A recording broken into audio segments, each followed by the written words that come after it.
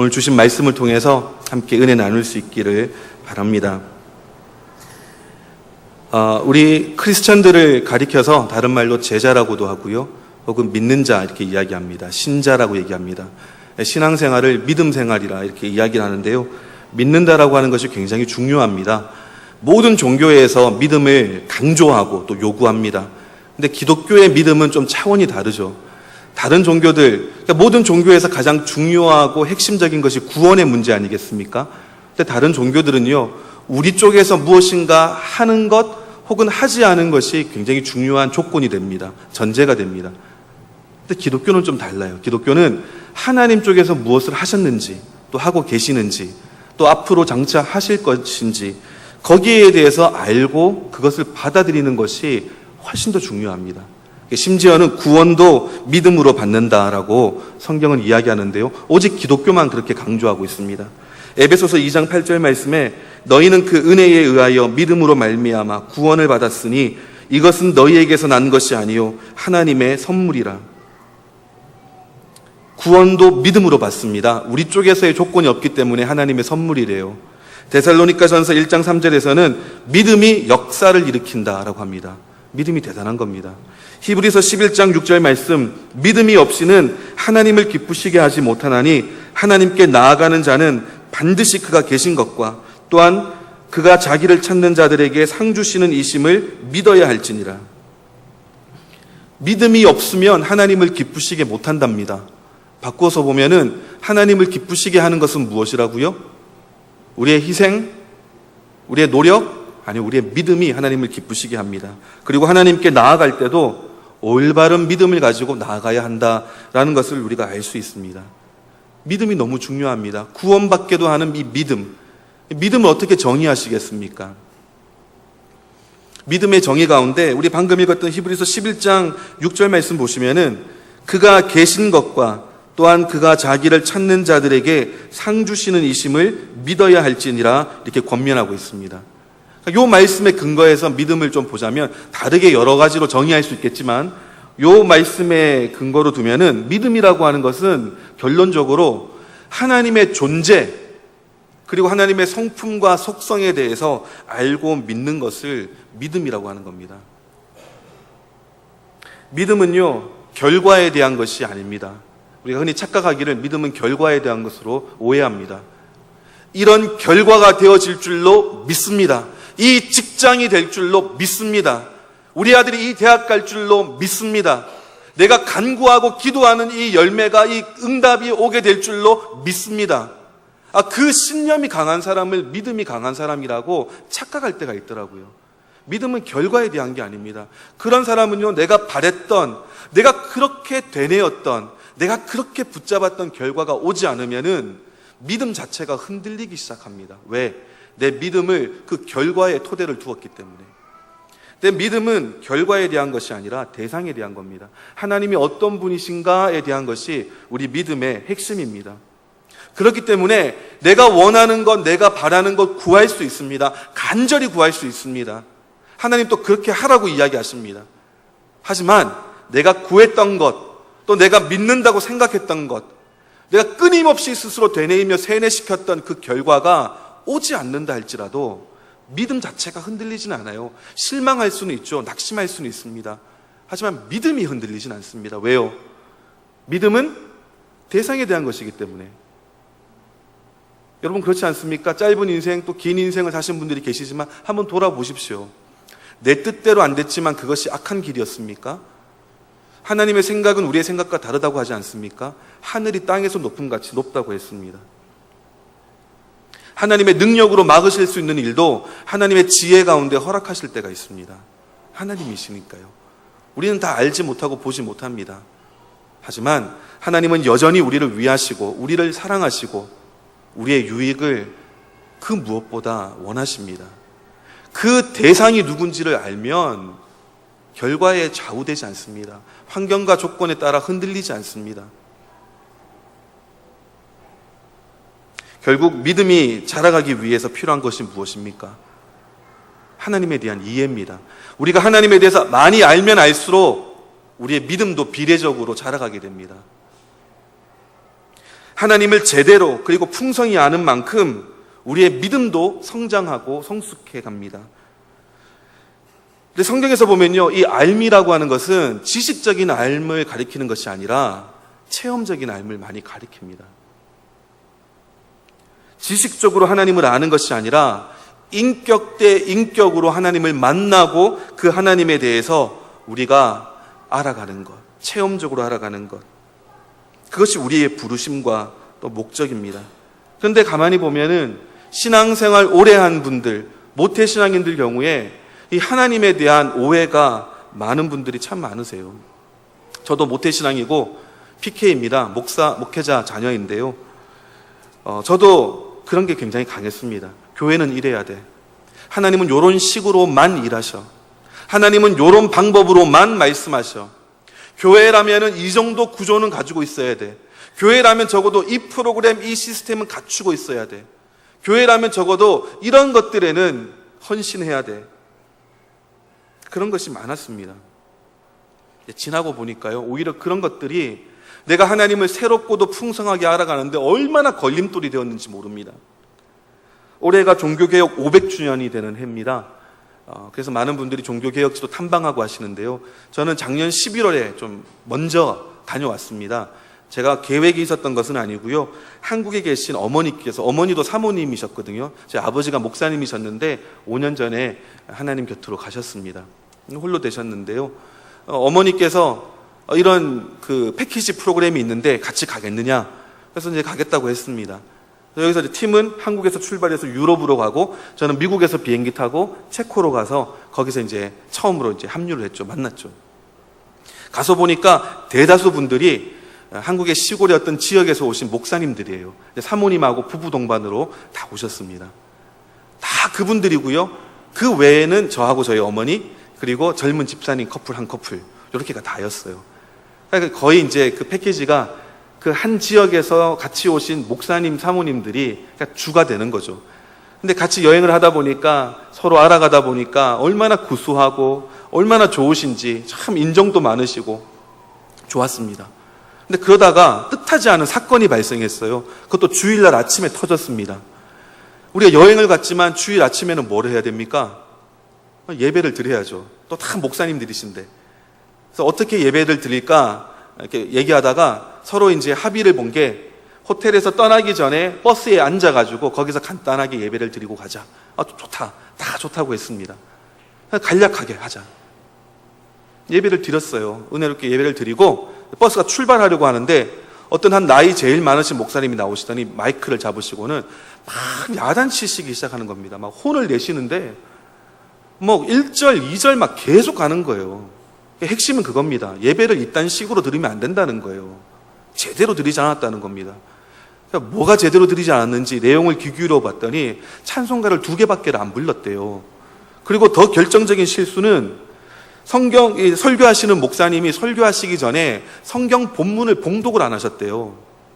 그냥 이렇게 얘기하신 거죠. 예를 들자면 여러분 마태복음 14장 몇 절부터 몇 절까지 다 잘 아시는 그 오병이어 본문입니다. 다 잘 아시죠? 이 말씀 가지고 오늘 은혜 나누겠습니다 하고는 이제 설교를 시작하신 겁니다. 간략하게 하니까요. 근데 그거 가지고 이딴 식으로 예배를 드리면 되겠냐는 거예요. 얼마나 야단을 치시는지. 그리고는 이제 버스가 첫 번째 우리가 가야 되는 곳에 갔는데요. 그 설교하셨던 목사님이 그 같이 온 그 시찰회에 임원들이 다 나눠서 한 거거든요. 회장님이 설교를 하신 거예요. 근데 그 회장 목사님 사모님이 버스에서 안 내리시더라고요. 혼자 안 내렸습니다. 그리고는 혼자서 막 울고 계셨어요. 그리고는 하루 종일 뭐 종교개혁지 탐방하는데 뭐 마음이 편했겠습니까? 그러면서 이제 목사님들도 서로 왜 그러느니, 왜 저러느니, 그러다가 막 나중에는 고성이 또 오고 가기도 하고요. 사모님들도 서로 눈치 보기 바쁘고 너무 불편한 그런 상황이에요. 근데 저는 그게 너무 재미있는 거예요. 제 일이 아니기 때문에. 저는 뭐 떠나면 그만인 사람이거든요. 이거 보니까 시트콤 보는 것처럼 너무 재밌다. 이거 적었다가 나중에 이게 크리스찬 시트콤 만들면 대박 치겠다. 막 이런 마음으로 보는데 마음이 좀 불편했던 거는 같이 왔던 평신도 그 커플, 집사님 커플. 이런 목사님들의 모습을 보고 시험 들면 어떡할까. 그래가지고 막 제가 또 붙어가지고 일부러 더 얘기도 많이 하고 막 웃겨드리려고도 하고 좀 이해를 시켜드리려고도 하고 막 그랬습니다. 근데 이게 이틀을 갔어요. 주일날하고 월요일까지. 화요일날 가서 극적으로 풀어졌습니다. 어떻게 풀어졌을까요? 예상하시는 것처럼 예배를 한 번 더 드렸습니다. 설교는 누가 하셨을까요? 네, 그 화내셨던 목사님이 설교하셨습니다. 설교에 뼈가 얼마나 많은지 저는 그렇게 뼈 많은 설교를 들어본 적이 없어요. 하지만 그리고 나서는 모두가 다 아주 다시 원래대로 평안해졌습니다. 근데 재밌는 사실은 수요 예배였는데 화요일 날 드렸습니다. 이유는 수요일에 일정이 너무 빡빡해가지고 저는 이해가 잘 안 되는 거예요. 그 전주에도 수요일 날 같이 있었는데 예배를 안 드렸거든요. 뭡니까? 그러니까 예배가 슬렁슬렁 드리고 이게 중요한 게 아니라 제일 나이 많으신 목사님한테 뭐 하나 부탁을 안 드린 거예요. 근데 제가 그걸 보면서 이런 말씀을 드리는 것은 뭐 그 목사님들 탓하려고 하는 것이 아니라 너무 좋은 분들이세요. 근데 그러면서 제 자신을 돌아보게 된 게 뭐냐면은 나도 이런 틀에 꽉 갇혀 있는 것은 아닌가. 교회는 이래야 돼. 목회자 대우하는 것은 이래야 돼. 신앙생활은 이래야 돼. 예배의 형식은 이래야 돼. 사도신경 안 하면 큰일 나고 어떤 사람들은 사도신경에 문제가 있다고 하고 뭐 의견들은 많습니다. 근데 정작 종교개혁 500주년을 맞아가지고 종교개혁지에 가서 그 틀에 갇혀가지고 하나님 보여주시고 싶은 거 하나도 못 보고 하나님 들려주시는 음성도 기울이지 못하고 서로 마음만 상하고 이게 우리의 약점들이라는 겁니다.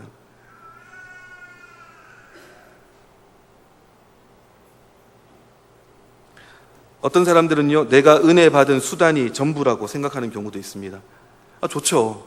수련회 가서 은혜 받았으면은 다음번 수련회 때 사람들 많이 데리고 가려고 합니다. 얼마나 귀합니까? 근데 이게 잘못되면은 은혜의 수단과 방편이 목적이 되는 경우들이 있더라고요. 거기 안 가면 은혜 못 받는 것처럼.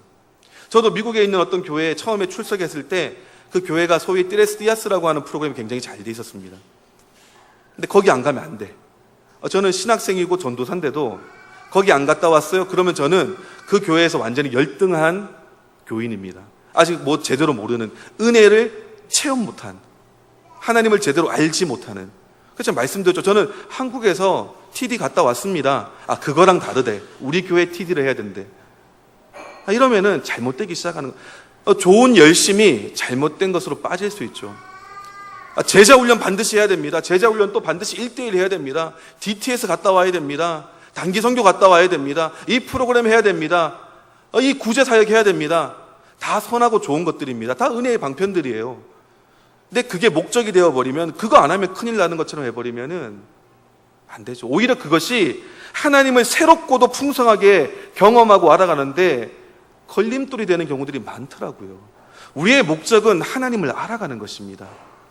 근데 우리가 다 다르지 않습니까? 그래서 하나님이 우리를 찾아오셔가지고 만나주시고 말씀해주시고 만져주시는 방법들이 다 달라요. 다 다릅니다. 하나님 음성 듣는 법 공식화할 수 없습니다. 다 달라요. 우리가 다른데요. 한 가지 공통적인 것이 있다면 그 하나님이 어제나 오늘이나 내일이나 영원토록 변함없는 신실하신 분이라는 사실, 그 하나 빼고는 다 다릅니다. 제한하시면 안 돼요. 오히려 하나님에 대해서 더 많이 더 풍성히 알아갈수록 하나님이 이렇게도 일하실 수 있어? 하나님이 이런 사람을 통해서도 일하실 수 있어? 하나님이 이런 방법을 통해서 이런 장소에서도 이런 여건을 통해서도 일하실 수 있어? 말씀하실 수 있어? 매일매일마다 알아가는 그 재미와 기쁨이 얼마나 큰데요. 하나님에 대해서 알아가고 그 하나님을 신뢰하는 것이 믿음입니다.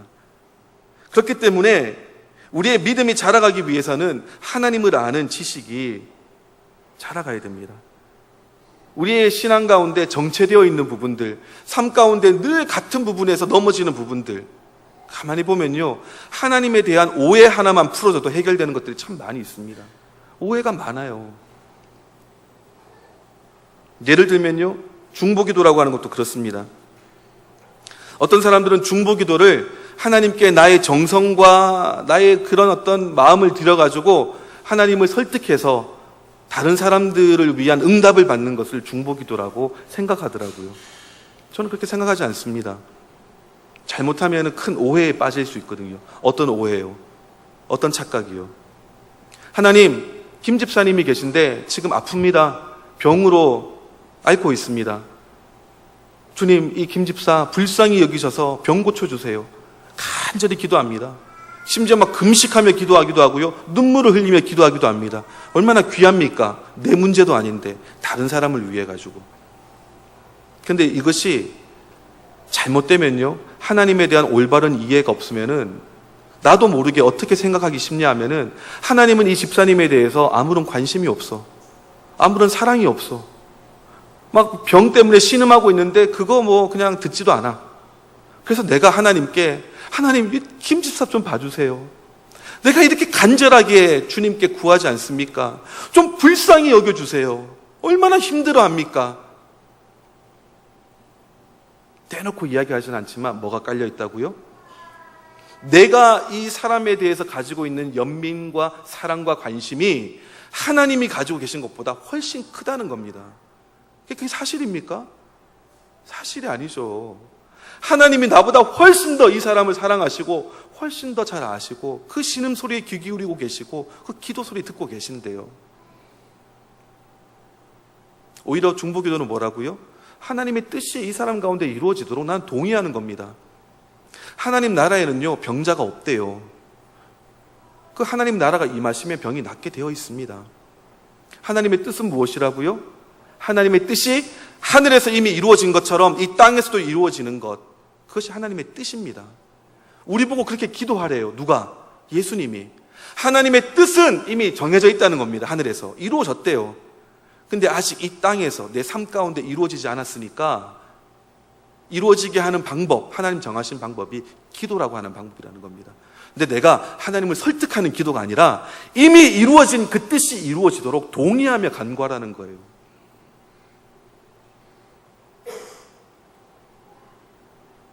병이 낫는 것은 하나님의 뜻입니다. 근데 목사님, 저 기도했는데 병이 안 낫던데요?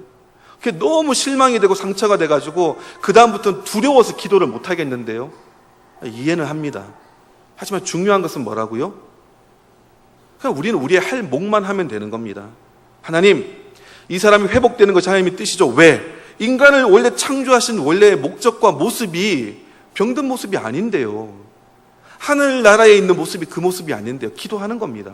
믿음으로 기도하는 거죠. 근데 병이 안 나았어.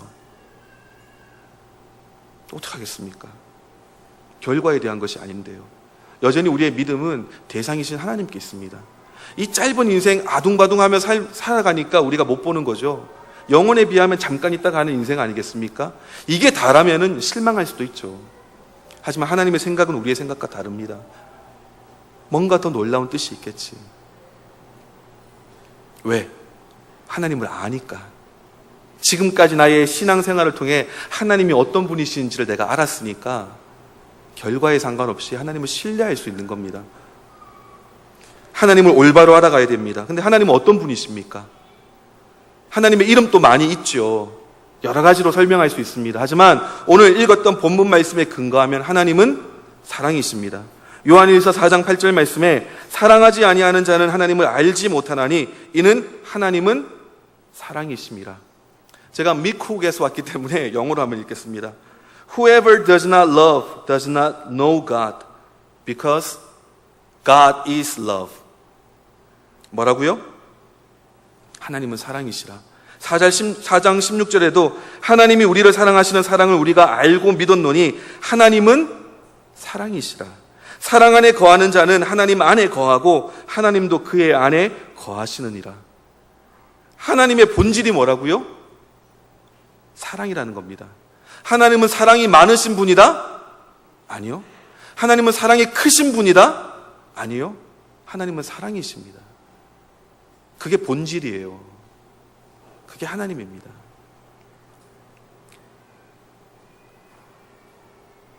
여기 제가 사역했던 교회에서 함께했던 청년들도, 지금 한국에 있는 청년들도 몇 명이 찾아왔는데요. 아마 저 청년들한테 물어봐도 확인해 줄 겁니다. 제가 입버릇처럼 많이 말하는 말이 있습니다. 그게 뭐냐면요, 기독교는 종교가 아닙니다. 기독교는 관계입니다. Christianity is not a religion, it's a relationship. 관계입니다. 예수님께 물어봤죠. 가장 크고 첫째 되는 계명이 무엇입니까? 예수님의 답이 무엇이었습니까?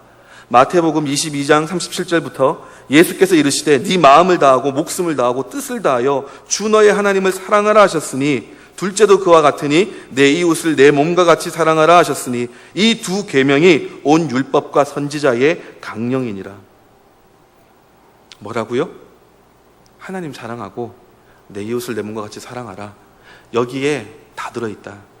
즉 다른 말로 성경에 나와 있는 수많은 하지 말라라고 하는 계명들을 딱 두 가지 하라라고 하는 계명으로 요약하면 뭐라고요? 하나님 사랑하고 사람들 사랑하라는 겁니다. 십계명도 마찬가지 아니겠습니까? 하나님 사랑하면 우상을 안 섬기죠. 하나님 이름을 망령되이 일컫지 않습니다. 사람을 사랑하는데 거짓 증거합니까? 간음합니까? 살인합니까? 그렇게 하지 않습니다. 우리는 부정적인 것 하지 않으려고 하는데 얼마나 많은 에너지와 노력을 쓰는지 모릅니다. 더 중요한 것은요, 하라라고 한 긍정적인 것에 우리의 마음과 기도를 쏟아야 합니다. 그러면 부정적인 것들은요, 자동적으로 따라오게 되어 있습니다. 연세가 100세가 되신 할아버지가 계셨습니다. 그래서 100세 생신잔치에 가족들이 이렇게 마련했는데요. 그때 누가 물었습니다. 할아버지, 100세를 사는 것은 참 쉬운 일이 아닌데 요즘 세상에도 너무 귀합니다. 근데 이 100세의 인생에서 할아버지 가장 자랑스럽게 생각하는 것은 무엇입니까? 이렇게 여쭤봤더니 할아버지가 대답하기를 나는 미워하는 사람이 하나도 없어. 이렇게 이야기하더래요. 그래서 이제 물어본 사람이 할아버지 이게 장수의 비결이셨군요. 그래서 오래 사셨군요. 했더니 할아버지가 하시는 말씀이 아니 그냥 미워했던 사람이 다 죽었어. 이렇게 얘기하는 거예요. 미워할 사람이 다 죽어버려가지고 미워하지 않는 것, 이게 사랑이 아니지 않습니까? 참 재밌는 것이요, 하나님은 우리 주변에 참 어려운 사람들, 사랑하기 어려운 사람들, 용서하기 어려운 사람들을 고르고 골라서 심어두세요.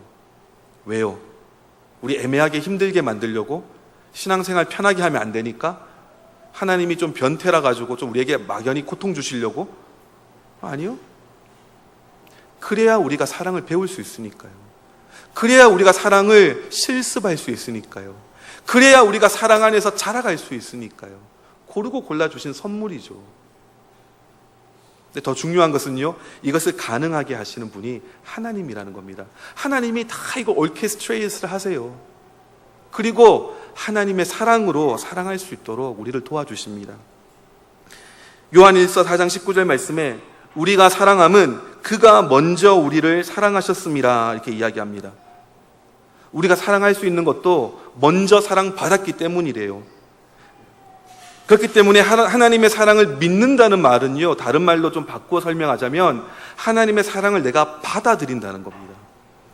나 주님의 사랑을 믿어요. 이 말은 주님의 사랑을 내가 받아들입니다. 근데 신앙생활 오래 한 사람일수록 이게 참 어려워요. 다른 사람 사랑하는 건 알겠는데 그 하나님이 나를 사랑하신다는 것을 받아들이는 것을 어려워할 때가 참 많이 있습니다. 근데 이 사랑을 우리가 믿어야 합니다. 사랑을 믿는다는 것은요, 그 사랑 안에 거한다는 것입니다. 사랑 안에 거한다는 것은요, 그 사랑을 받아들인다는 거예요. 그렇기 때문에 우리가 하나님을 믿는다라고 하는 것도 더 구체적으로 보자면 하나님의 사랑을 믿는 것입니다. 설명드려 볼까요? 진정한 믿음이라고 하는 것은요, 하나님께서 어떤 일을 이루실 수 있다라고 하는 것을 확신하는 것이 아니라 그분께서, 그 능력이 있으신 분께서 나를 너무 사랑하시기 때문에 기꺼이 그분이 원해서 그 능력 베풀기를 원하신다는 사실을 받아들이는 것이 진정한 믿음입니다. 즉 하나님의 능력에 대한 믿음이 아니라 하나님의 존재, 인격, 하나님의 의지에 대한 믿음이에요. 하나님이 죽은 자도 살리실 수 있는 거 우리 다 믿습니다. 신앙생활 좀 했으면 그 정도 능력은 안 되시는 것 같은데 의심하는 사람이 없어요.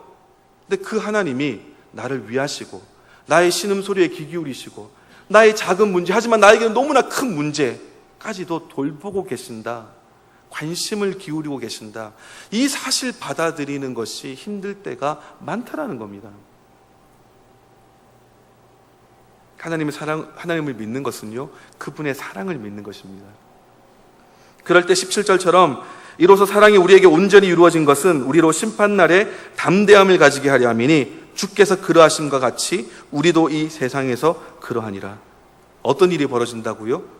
사랑 안에 거할 때 심판날에 담대함을 가지게 됩니다. 왜요? 사랑이 허다한 죄를 다 덮어버리기 때문에. 저는 참 놀랐던 것이요, 어릴 때 그냥 지나쳤던 본문 가운데 나중에 크게 와닿았던 것들이 많이 있습니다. 그 중에 하나가 예수님께서 요단강에서 세례 받으실 때, 그러면서 공생애가 시작되지 않습니까? 그때 하늘에서 소리가 납니다. 이는 내 사랑하는 아들이요 내 기뻐하는 자라. 제가 압니다. 하나님 그렇게 말씀하셨죠. 근데 거기에 정말 놀라운 사실이 저한테 크게 와닿더라고요. 그게 뭐냐면, 이제 공생애가 시작되시는데 아직 병자 한 명 고치지도 않았고, 아직 귀신 한 마리 쫓아내지도 않았고, 아직 기적과 이적 하나 행하지도 않으셨고, 그 주옥 같은 설교 말씀 한 편 하지 않으셨는데 하나님께서는 이는 내 사랑하는 아들이요 내 기뻐하는 자라 선포하시더라고요. 그렇게 공생애가 시작이 되더라는 겁니다. 우리가 주를 위해서 하겠다라고 하는 애쓰고 나가는 모든 일들 너무 귀합니다. 하지만 그 전에 점검하고 살펴보아야 할 것들은 뭐냐면, 내가 나를 향하신 하나님의 사랑 안에 거하고 있느냐, 그 사랑을 내가 지금 받고 있느냐. 우리는 너는 내 사랑하는 아들이고 너는 내 기뻐하는 딸이다 라고 하는 그 음성을 매 순간 들어야 합니다. 내가 처음 예수 만났을 때뿐 아니라 매일매일 매 순간순간마다 그 사랑을 받아야 됩니다. 그 안에 거하여야 돼요. 그래야 우리가 흔들리지 않습니다. 뭐라고 이야기하죠? 18절에 사랑 안에 두려움이 없고 온전한 사랑이 두려움을 내쫓나니 두려움에는 형벌이 있음이라 두려워하는 자는 사랑 안에서 온전히 이루지 못하였느니라.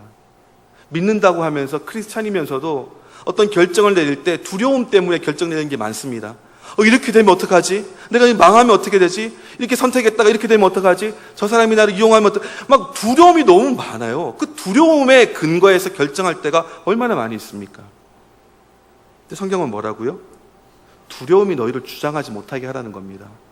오직 모든 것에 나의 말과 행동과 표정과 삶과 선택과 결정, 모든 것에 밑바탕에 나를 향하신 하나님의 사랑에 대한 확증, 그것을 내가 먼저 계속 받고 누리고 확증받는 그 자리 가운데서 시작하라는 겁니다.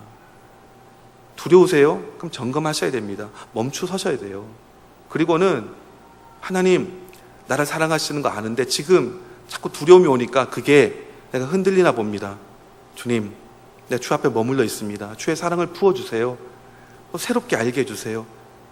하나님의 인자하심과 선하심이 아침마다 새롭다면서요. 날마다 새롭게 해주세요. 기도하는 거죠. 서로 사랑하는 공동체가 되어야 합니다. 그것이 하나님께서 원하시는 거예요. 제가 나무십자가 교회를 처음 나오게 된 것, 이유도 거기에 있습니다. 제가 이제 목사의 아들로서 신앙생활을 하면서 대학교 가서 좀 방황을 했어요. 교회도 좀 안 나가고 막 그랬습니다. 소위 좀 어두움 가운데 좀 있었는데요. 그때 이 교회를 알게 되고 만나게 됐습니다. 근데 참 좋았던 게 뭐냐면은 너무 하나님을 사랑하는 거예요. 하나님을 정말 사랑하는 거예요. 말로만이 아니라, 머리만이 아니라 삶으로. 그리고 막 서로 사랑하는데 너무 진짜 같은 거예요. 근데 그 전에 좀 제가 교만했거든요. 학교에서도 뭐 선교단체가 와가지고 같이 모임에 오자고 하고 하면은 막 제가 거들떠도 안 받습니다. 좀 교만해가지고 이럴 때만 형제하고 또 딴 때는 또 이름 부르고, 차라리 한결같이 이름을 부르든지 한결같이 형제라고 하든지 기도 제목을 이야기하래요. 마치 나에게 관심이 있는 것처럼, 마치 내가 기도 제목을 얘기하면 자기들이 해결해 줄 수 있는 것처럼 그런 교만한 마음이 들었다는 겁니다. 근데 이 교회에 왔더니 정말 진심으로 사랑하고 정말 기도 제목 가지고 자기 기도 제목처럼 울면서 기도하고 함께 기뻐하고 함께 울더라고요. 그래서 그런 이야기도 했습니다. 우리 다 같이 이렇게 살자. 대신 조건이 있다. 누구라도 결혼하면 안 돼. 잘못하면 이단으로 흘러갈 뻔했습니다. 근데 그만큼 서로에 대한 사랑과 마음이 깊었던 거죠. 저는 이점영 목사님이 너무 사랑스러웠어요. 왜? 저분이 하나님을 너무 사랑하시더라고요. 내가 하나님을 정말 사랑하는데 내 형제도 내 자매도 그 하나님을 뜨겁게 사랑해. 그러니까 그 사람이 너무 사랑스러운 거예요. 내 모든 것을 다 내어주어도, 내 인생이 저기에 다 희생되어도 괜찮다, 이 마음이 들더라고요. 제가 대학교 졸업을 앞두고 대학원 진학 시험을 준비하고 있었습니다. 시험이 토요일이면 수요일이었어요. 기도하는 가운데 하나님, 어떤 길로 가길 원하십니까? 그전에는 하나님의 뜻을 알고 싶지 않았어요. 왜? 알게 되면 내가 힘들어질 것 같아서, 내가 원하는 것, 내가 기뻐하는 것 빼앗아 가실까 봐, 구속시킬까 봐, 혹시라도 목사라고 할까 봐 너무 싫었어요. 근데 내가 은혜 받고 하나님의 사랑 안에 머물게 되니까 이제는 하나님의 뜻대로 살고 싶은 거예요. 근데 문제는 뭐냐면 그 뜻이 뭔지를 모르겠는 거예요. 그래서 기도하면서 하나님, 주의 뜻이 뭡니까? 나 이제는 정말 주님의 뜻대로 살고 싶습니다. 하나님의 뜻이 무엇입니까? 질문, 센텐스가 끝나기도 전에 하나님께서 저한테 너무 똑똑하게 말씀하셨어요. 뭐라고 말씀하셨냐면은, 영훈아, 네가 왜 지금 이것 가지고 고민하고 나한테 물어보는지 네 마음을 내가 잘 안다. 그렇기 때문에 네가 뭐를 선택하든지 내가 거기에다가 복을 줄게. 그러시는 거예요. 모든 경우에 해당되는 응답은 아니라고 압니다. 하지만 그때 그 상황에서는 그게 하나님께서 저에게 주시는 음성이었어요. 저는 하나님의 뜻이 무엇입니까? 주께서 복을 주시고자 하는 길이 무엇입니까? 했는데 하나님은 내가 네 마음을 알고 확인했기 때문에 뭐든지 선택해, 거기에 내가 복을 줄게. 마지막에 한 가지를 덧붙이셨습니다. 근데 나는 네가 정말 기뻐하고 원하는 것을 선택했으면 좋겠다. 그래서 제가 처음으로 생각을 해봤어요. 내가 정말 지금 원하고 기뻐하는 것이 무엇이지?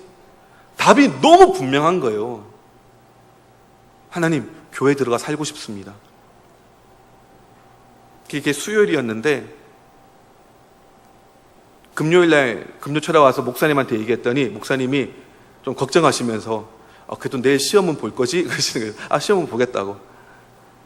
그러니까 얘가 막 젊은 애가 갑자기 뭐 충동적으로 이렇게 사고 칠까봐 걱정을 하셨던 것 같아요. 토요일날 시험 봐서 시험도 합격을 했습니다.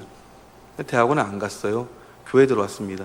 그전에도 금요철에 오면은 금요일부터 금요일 밤, 주일 밤, 토요일 밤, 주일 밤 그렇게 교회에서 자고 물도 오고 복사기 돌리고 막 교회 섬기고 하다가 월요일날 학교로 가고 이랬거든요. 그것만 해도 저 교회에 미쳤네 이렇게 할 만한데 성이 안 차는 거예요. 내가 주의 집에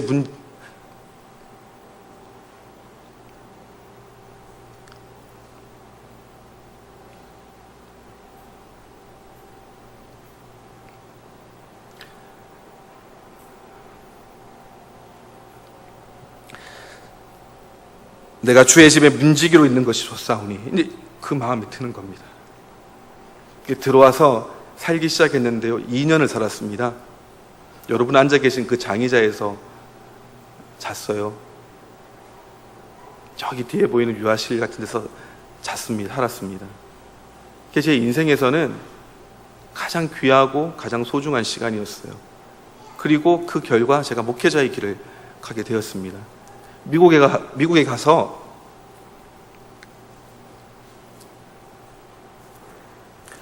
이제 한 10여 년 많은 경험을 했죠. 이런저런 교회들, 크고 작은 교회들 다니면서 뭐 주일학교, 전도사도 하고 중고등부, 뭐 영어권, 한어권 할 것 없이 이렇게 하다가 나중에는 나성영락교회에서 청년부 담당을 했습니다. 나성영락교회 청년부가 그 당시에도 미국에서 제일 큰 청년부 중에 하나였어요. 한 250명쯤 됐습니다. 한어권 청년부이기 때문에 뭐 그런 교회가 없었습니다. 근데 갔는데요. 하나님 은혜 주셔가지고 한 4년 있는 동안 500명 부흥했습니다. 배가 한 거죠. 제일 많았을 때는 600명도 한번 찍었던 적이 있습니다. 제가 이런 자랑을 어디 가서 잘 안 합니다. 집에 왔으니까 하는 거죠. 감사했죠. 근데 그런 것들이 저한테 중요하지 않았어요. 왜냐하면 너무 행복했으니까, 사역하는 게. 사역한다, 일한다 생각을 해본 적이 없어요. 너무 청년들이 사랑스럽고 함께 너무 즐거웠으니까. 근데 시간이 갈수록 마음 가운데 이게 다가 아닌데 이런 마음이 드는 겁니다. 점점 얄팍해져 가는 것 같은 거예요. 목회가 너무 바쁘다 보니까 더 깊이 있는 시간을 못 가지는 것 같은 거예요. 당면한 문제들이 많이 있는데 동성애다, 이슬람이다, 또 뭐 소셜 저스티스다, 여러 가지 그런 생명의 윤리에 대한 여러 가지 정치, 사회, 경제적인 문제가 있는데 평신도들은 세상 나가면 그 문제들 부딪히고 살아가는데 그 문제들에 대한 답을 하나도 못 주겠더라고요. 왜? 내가 거기에 대해서 알지를 못하는데 기껏해야 성경에서 죄라고 하니까 죄입니다. 이 정도밖에 안 되는데 너무 얄팍한 것 같은 거예요. 근데 깊이를 가지자니 시간은 부족하고 근데 그때 하나님이 또 초대장을 보내셨어요. 초대장을 열어봤더니 내용이 뭐냐면 영훈아 나랑 단둘이 시간을 좀 보냈으면 좋겠다 그러시는 거예요. 그래서 아내랑 같이 기도하고 하나님께 답을 드렸습니다. 네, 그러겠습니다. 근데 맡고 있는 책임들이 있었기 때문에 신중하게 하기 위해서 가장 지혜롭게 잘 트랜지션 되기 위해서 5개월을 아무에게도 이야기하지 않고 기도만 했습니다. 그러다가 때가 되었을 때 사임을 했죠. 나성영락교회 역사상 처음이래요. 대책 없이 사임한 목사가 뭐 공부를 하거나 다른 교회 부목으로 가거나 담임으로 청빙되거나 그런 건데 아무 대책 없이 사임을 한 겁니다. 그리고는 오레곤으로 갔어요. 왜? 영화 한 편 때문에.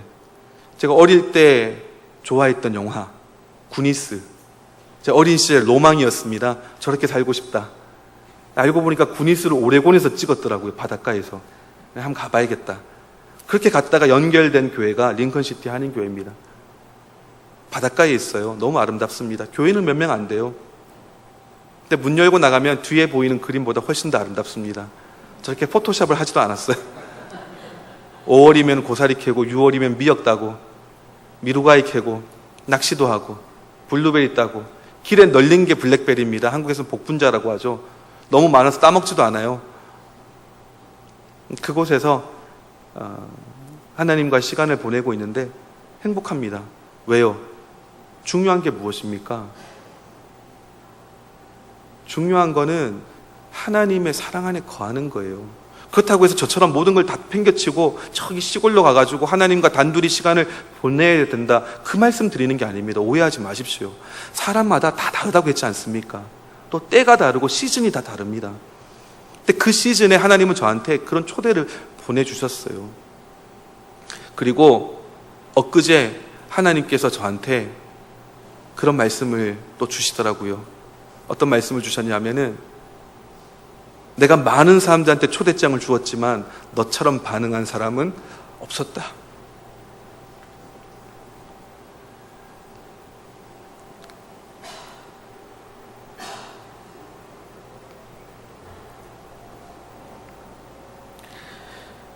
하나님께서 기뻐하시는 것 같더라고요. 그래서 저는 좋았습니다. 그거면 다죠. 그거면 되는 겁니다. 이 나이에 시골에 가서 썩고 있다고 걱정하시는 분들도 계신데요. 뭐 하나님의 뜻과 하나님의 때와 하나님의 인도하심이 있겠죠. 그거 다 계획하고 그거 다 생각하면은 뭐 어떻게 살아갑니까? 그럼 두려워질 수 있거든요. 사랑 안에 거하는 것이 정답입니다. 선교를 해도 섬김과 봉사를 해도 무엇을 해도 사랑이 목적이 되고 동기가 되고 먼저 내가 하나님의 사랑을 받아 누리고 새롭게 알아가는 그 시간과 장소에서 시작되면은 모든 것은요 쉽습니다. 저절로 됩니다. 오늘 전도사님 한 분과 같이 왔는데 성도 20여 명밖에 안 되는 작은 교회에 전도사가 있습니다. 인턴 전도사입니다. 경험이 부족해서가 아니라 돈을 못 주기 때문에 인턴 전도사라고 하는데 한국까지 와서 제가 부려먹고 있습니다. 처남 결혼식 때문에 왔는데요. 잠깐 나와주시겠습니다. 이분도 이제 청년 사역하면서 같이 청년으로 만났던 친구예요. 근데 나중에 신학하기로 결심을 먹고 신학을 하는데 저보고 이제 신학교에 대해서 물어보더라고요. 제가 나왔던 플러 신학교도 물어보고 나중에 전화 와가지고 제가 또 지금 공부하고 있는 오레곤에 있는 신학교에 대해서도 물어보더라고요. 일단 아는 대로 얘기했습니다. 근데 이야기하기를 목사님 저는 오레곤으로 가고 싶습니다. 훨씬 더 이름 있고 좋은 신학교에도 합격을 했어요. 근데 거기 안 가고 오레곤으로 왔습니다. 왠지는 모르겠어요. 하지만 이 전도사님도 이 형제도 하나님의 어떤 초대가 있었겠죠. 거기에 응해서 왔습니다. 집이 1시간 반 떨어진 곳에 있어요. 포틀랜드 쪽에 있습니다. 근데 거기서 매주마다 금요일 날 혼자 운전해서 옵니다. 그래서 우리 집에서 금요일 밤에 자고 토요일 날 새벽 예배를 같이 섬깁니다. 그래봐야 오시는 분들 4-5명밖에 안 계시거든요. 잘 섬기고 돌아갑니다. 주일날 오늘 또 같이 왔는데 사모님하고 어린 자녀 2명 데리고 또 1시간 반을 운전해서 옵니다. 일주일에 2번을 왔다 갔다 해요.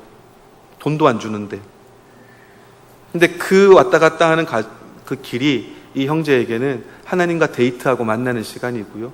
또 하나님께 찬양 드리는 그런 장소가 되더라고요. 그래서 곡들을 좀 쓰기 시작했는데요. 여러 곡을 썼는데 다 너무 좋습니다. 근데 특별히 이 곡은 오늘 주제랑 또 너무 맞고 가장 최신곡입니다. 몇 주 전에 만든 찬양곡이에요. 그래서 이 찬양곡 들으시면서 우리 마무리하도록 하겠습니다.